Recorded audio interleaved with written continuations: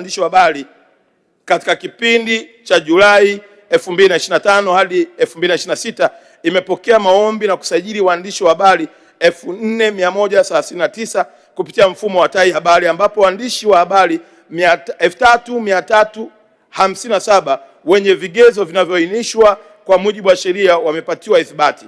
Malalamiko 14 ya uvunjifu wa maadili ya taaluma ya habari yameshughulikiwa. Mheshimiwa Spika, Wizara kupitia bodi ya ithibati ya waandishi wa habari imeandaa mwongozo maalum, na naomba nisome vizuri taratibu. Mheshimiwa Spika, Wizara kupitia bodi ya ithibati ya waandishi wa habari imeandaa mwongozo maalum wa kisheria utakaowezesha wanahabari wakongwe walioathiriwa na mfumo wa ithibati kurejea katika mfumo rasmi kwa kuzingatia masharti ya sheria huduma za habari sura namba 229 ambayo ilitungwa kwa ajili ya kukuza taaluma ya uandishi wa habari kwa kuweka mfumo wa kitaasisi utakaosimamia sekta ya habari.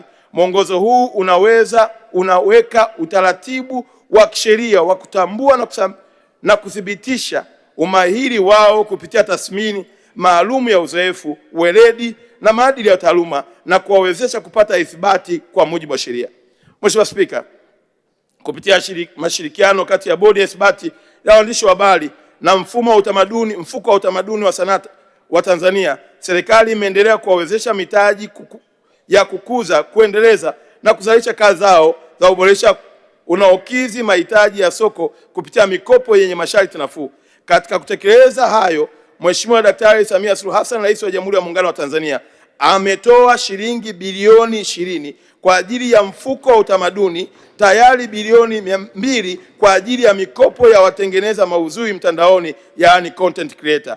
Zimetoka kwa lengo la kuwasaidia kupata vitendea kazi na kuongeza uzalishaji wa kazi zao. Mheshimiwa Spika, Wizara kupitia mfuko wa utamaduni na sanaa imetoa mafunzo kwa watengeneza maudhui mtandaoni wenye lengo la kuwawezesha kutengeneza kazi zenye ubora kwa soko shindani la ndani na nje ya nchi. Mafunzo kwa awamu ya kwanza yametolewa kwa watengeneza maudhui mtandaoni 931, ambapo kati yao wanawake ni 574 sawa na 62% na wanaume ni 357 sawa na 38% kutoka mikoa mitatu: Dar es Salaam, Mwanza na Arusha.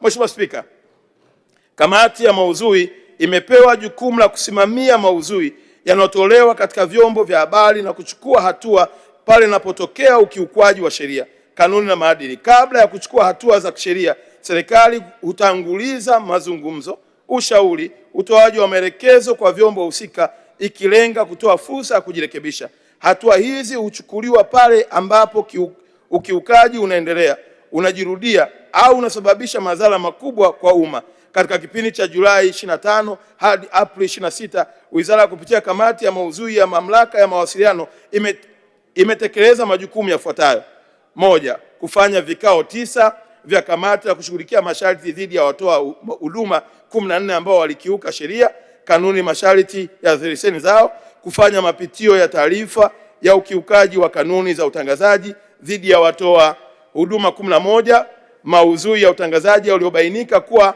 na ukiukaji wa mara kwa mara wa sheria, kanuni na masharti ya leseni; na kushiriki kwenye vikao 3 vya mashauriano na watoa huduma wa utangazaji na maudhui kuhusu uzingatiaji wa sheria, kanuni, masharti ya leseni na maadili ya uandishi na utangazaji wa habari.